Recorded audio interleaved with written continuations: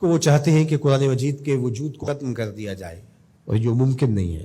کتنے نسخے جلاؤ گے، اس کتاب کو ختم نہیں کر سکتے۔ اگر تم قرآن مجید پر پابندی بھی عائد کر دو، جس طرح ما وراء النہر کی ان ریاستوں میں ہوا تھا، قرآن مجید پہ پابندی تھی، کوئی گھر میں قرآن نہیں رکھ سکتا تھا، پکڑا جائے تو اس کا گھر گرا دیا جاتا تھا۔ لیکن جب یہ ریاستیں آزاد ہوئیں اور یہاں سے لوگ قرآن مجید لے کر وہاں گئے، وہ قرآن اٹھاتے تھے، چومتے تھے، روتے تھے اور کھولتے تھے، چنتے، پڑھنا نہیں آتا تھا، اور جب یہاں سے گیا ہوا کوئی شخص ایک آیت پڑھتا تو وہ آگے پڑھنے لگ جاتے، تو انہیں کہا جاتا تمہیں تو پڑھنا نہیں آتا، تم زبانی پڑھ رہے ہو۔ کہا کہ ہمارے پاس قرآن مجید کا نسخہ تو موجود نہیں ہے، لیکن ہماری ماں نے ہمیں قرآن یاد کروایا ہوا ہے۔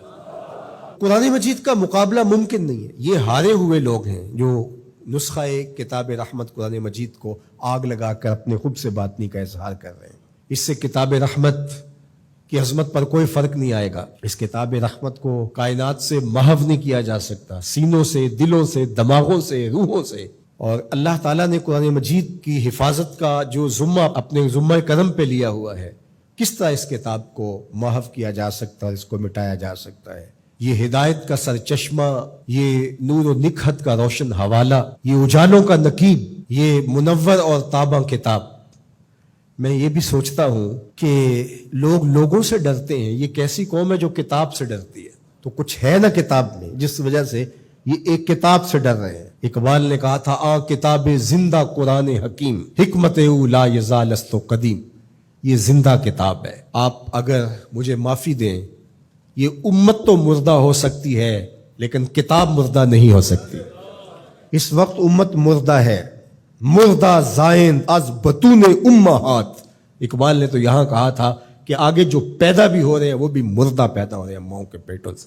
یہ امت مردہ ہے اس وقت، تبھی یہ ہوا ہے۔ زندہ قوموں کے ساتھ ایسے نہیں ہوتا، لیکن کتاب مردہ نہیں ہے، کتاب زندہ ہے۔ ہمارے اندر اگر زندگی کی کہیں کوئی رمق موجود ہے تو وہ اس کتاب کی وجہ سے یا زندہ رسول کی وجہ سے، ورنہ ہم اپنا وجود ختم کر چکے ہوتے۔ یہ کتاب ہمیں مرنے نہیں دیتی، اس نے ہمیں زندہ رکھا ہوا ہے۔ پوری دنیا کفر کو اس کتاب نے سیخ پا کر دیا، اور یہ اپنے پارلیمنٹ کے اندر ہاتھ میں اٹھا کہتے ہیں اس کتاب کے ہوتے ہوئے مسلمانوں کو نہیں مٹا سکتے۔ تو اس کا مطلب یہ ہوا کہ تم مسلمانوں کو مٹا نہیں سکتے، چونکہ اس کتاب کی حفاظت اللہ نے اپنے ذمہ کرم پہ لی ہوئی ہے۔ اس کتاب کو تم مٹا نہیں سکتے، اللہ مٹنے نہیں دے گا۔ تو جب اس کتاب کو تم نہیں مٹا سکتے تو اسلام کو بھی نہیں مٹا سکتے۔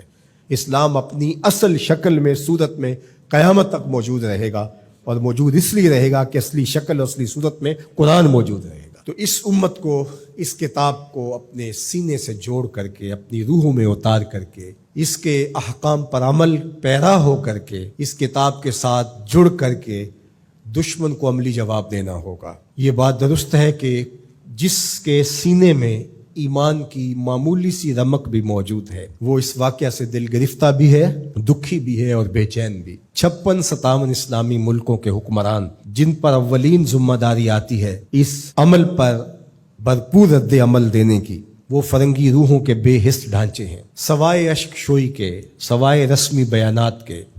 باقی ان سے کسی عمل کی توقع کرنا عبث ہے، فضول ہے۔ اس وقت عالم کفر جس طرح متحد ہے، عالم اسلام اس ایجنڈے پہ متحد نہیں ہے۔ یہ واقعات امت کو دوبارہ کھڑا کرنے کے لیے کافی تھے۔ جب 2006-07 میں جب یہ تسلسل کے ساتھ سب سے پہلے باقاعدہ ہوا تھا، ویسے تو یہ عرصہ ہائے دراز سے یہ سلسلے چل رہے ہیں، تو اس وقت میں بڑا پر امید تھا۔ جس طرح لوگ ایک دم سڑکوں پہ نکل آئے، مجھے لگتا تھا کہ جو اقبال نے کہا تھا مسلمان کو مسلمان کر دیا طوفان مغرب نے، تلاتم ہائے دریا ہی سے ہے گوہر کی سیرابی، کہ طوفان مغرب نے مسلمان کو مسلمان کر دیا ہے۔ رد عمل کے طور پہ یہ جڑ جائیں گے اور سب کچھ ہوگا، لیکن چند دنوں کے بعد وہی کچھ تھا جو ماضی میں تھا، کوئی فرق نہیں تھا۔ ایک ہنگامہ بپا ہوا، لوگ سڑکوں پہ آئے، نعرے لگائے، اور انہیں لگا کہ ہم نے اپنے جذبات کی تسکین کر لی ہے اور ٹھنڈے ہو کے گھر بیٹھ گئے۔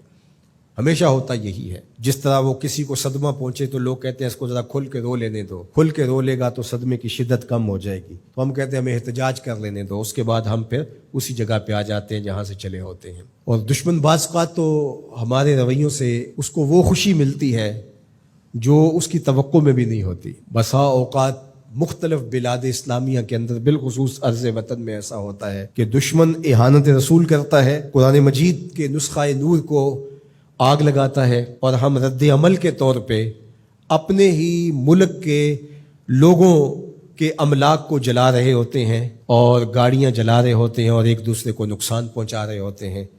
تو دشمن اس وقت کس قدر خوش ہوتا ہوگا جب اس نے ادھر قرآن مجید کے نسخے کو آگ لگائی اور ادھر ملک کی گلیوں اور سڑکوں سے دھواں اٹھنے لگا اور لوگ ایک دوسرے کے خلاف کھڑے ہو گئے اور املاک کو برباد کرنے لگے۔ تو اس کو تو یہ توقع بھی نہیں تھی۔ اگر اس کو یہ لگے کہ میرے اس عمل سے مسلمان جاگ جائیں گے اور کھڑے ہو جائیں گے اور اس کتاب کے ساتھ جڑ جائیں گے اور اپنی عملی زندگی کو اس کتاب کے دائرے میں لے آئیں گے، تو وہ کبھی بھی یہ عمل نہ کرے۔ اسے پتہ ہے کہ یہ اللہ اکبر، اقبال نے کہا سچ اگر پوچھے تو یہ امت حامل قرآن نہیں، یہ اصل اس نے قرآن اٹھایا ہی نہیں ہے، یہ صرف کتاب کو چومنے چاٹنے والے اور قول و قرار کی نوبت آئے تو سر پہ اٹھانے والے لوگ ہیں، یہ اصل میں حامل کتاب ہے ہی نہیں ہے۔ ہمیں اجتماعی توبہ کرنی ہوگی، اللہ سے معافی مانگنا ہوگی۔ قومیں راتوں رات نہیں بنتی ہیں، راتوں رات برباد بھی نہیں ہوتی۔ قوموں کو عروج پاتے صدیاں لگتی ہیں اور قوموں کو زوال پذیر ہوتے بھی برسا برس لگتے ہیں۔ تو آج ہمیں عروج کے سفر کو تو شروع کرنا چاہیے اور ہمیں عملی طور پہ قرآن کے ساتھ جڑنا چاہیے۔